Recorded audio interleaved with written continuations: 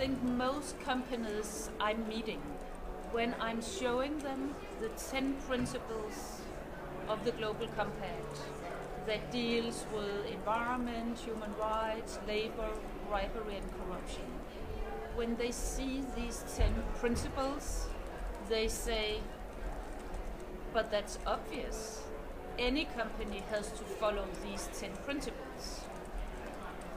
And that makes me think that there is a gap between the way we are talking about sustainable business and the way it comes across to companies that have not been part of this community for many years or before.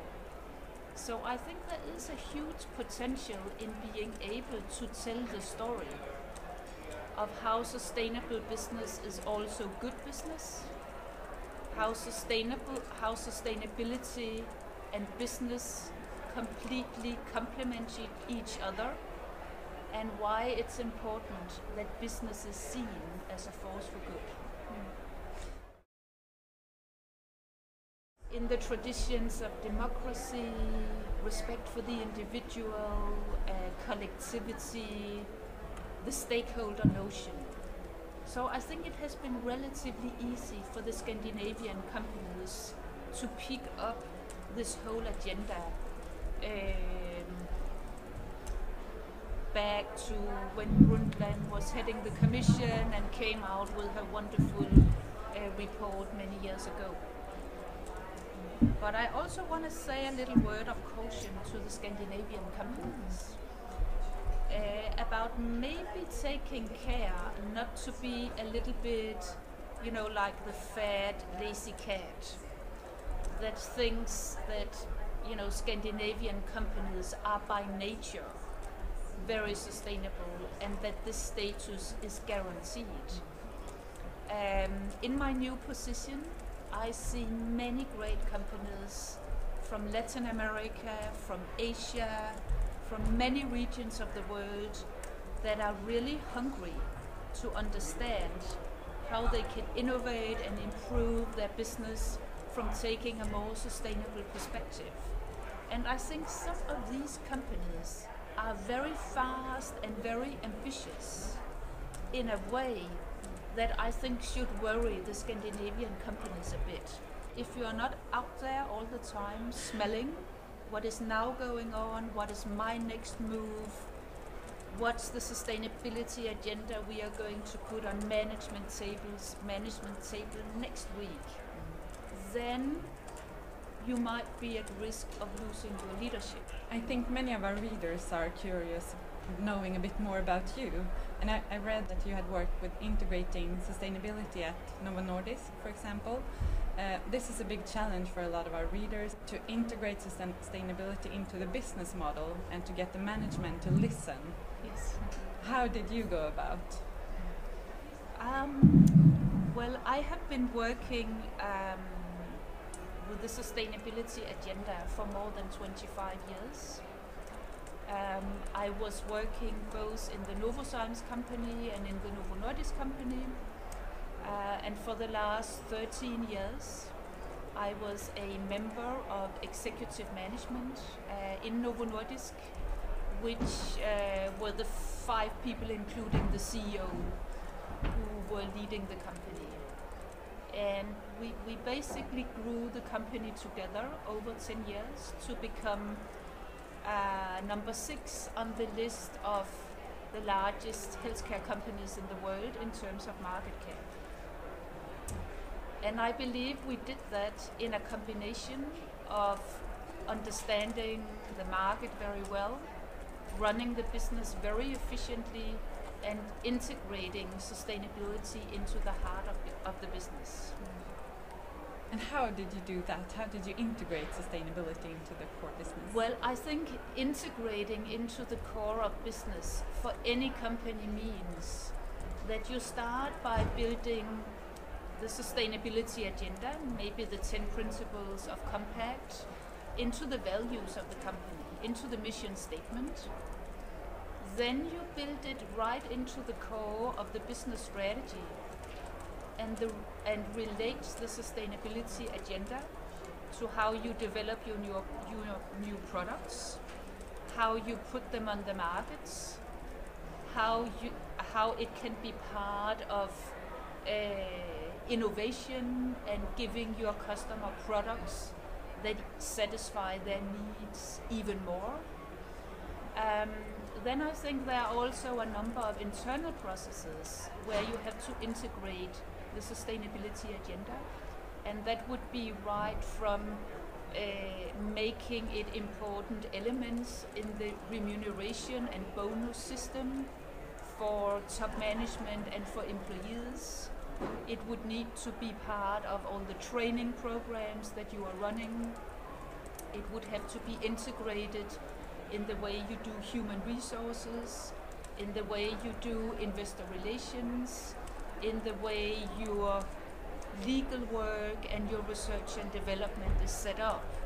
But you were also an environmental manager at start, and then you advanced into a more executive position. Yes. Many environmental managers find that it's hard to get the executives to listen, and you have been on both sides. How should we facilitate the communication? Well, I think it's very important when you assume the role of being the chief sustainability officer, or whatever it might be called in the organization, that you are a business person that also cares significantly for sustainability. If you do not take a starting point in the business of the company, I would be worried that sustainability always remains sidelined, a little bit of an appendix that you can cut off when the going gets rough and you have to do savings across the company. But if it's integrated in the way you do the business, in the way you develop your business, it's anchored right in the core. And it cannot be cut away, and nobody wants to cut it away. I think that businesses right at this moment today have two major challenges.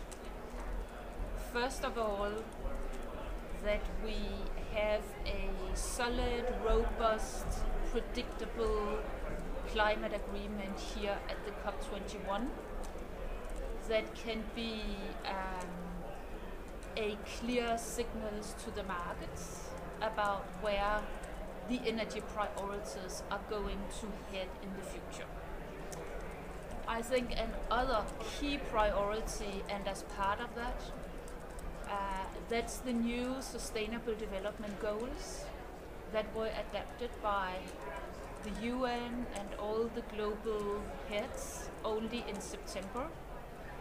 Then I think the second challenge is to find ways to translate what the new Sustainable Development Goals might mean for business.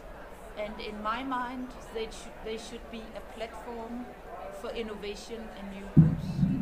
After 15 years with Global Compact and more than 13,000 participants across the world, we have come to a point in time where we need to mobilize a global movement of sustainable businesses that want to be part of creating the world that we all want.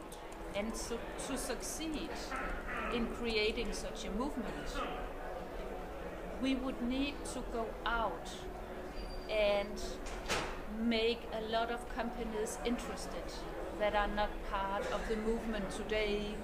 They are not signatories to Compact or to any other sustainability initiative. And if we should succeed in that, we have to speak in another language that is clear, engaging, and bold.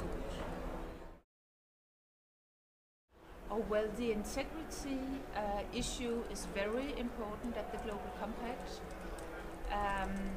It's very clear that we are a voluntary initiative, but all companies that sign up have to send a letter from their CEO to Ban Ki-moon, committing the company to live up to all the 10 principles and to report on the principles once every year. And we have a mechanism that if companies are not reporting every year on the principles, they are asked to leave the Global Compact again.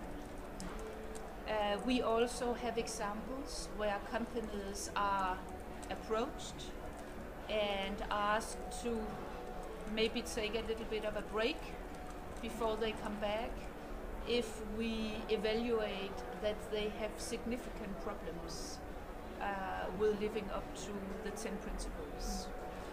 What kinds of companies are these? Why is it so hard to report once a year? In terms of the companies that have difficulties in reporting, it's often small companies that have that difficulty and that find it hard to, set up the system and have the resources to do a report once a year. And here our local networks that we have in more than 80 countries try to support the small and medium-sized companies. And during the years Compact has existed, we have expelled more than 5,600 companies, among others, for not reporting. It can also be larger companies that gets into significant difficulties. A company like Volkswagen has voluntarily decided to leave the Compact for a while until they get their house in order. And I have had a number of dialogues with the chairman of the board of Volkswagen, and we have agreed that the best solution is to take a little bit of a break. But they want to come back. And then to come back. And at the Compact we are of course very supportive of a company that is in this kind of situation and sort of take it from there. My best advice to sustainability managers be to always see themselves as change agents, because I think that is what they are in companies. And I have a good friend, Professor Gareth Jones from the London Business School, who defines personal leadership as being yourself more with skill. And I like this quote because it indicates that as a sustainability manager, you need to be really grounded. No matter how much you are questioned or challenged, you should always stay true to your own convictions and never give up and fight for what you think is best for the company. My other piece of advice is to be taken seriously in a company, you need to understand the business. You need to be able to read the accounts, know what's in the pipeline, understand who the customers of the company are. I think that's a pretty fundamental thing for working as a sustainability manager as well.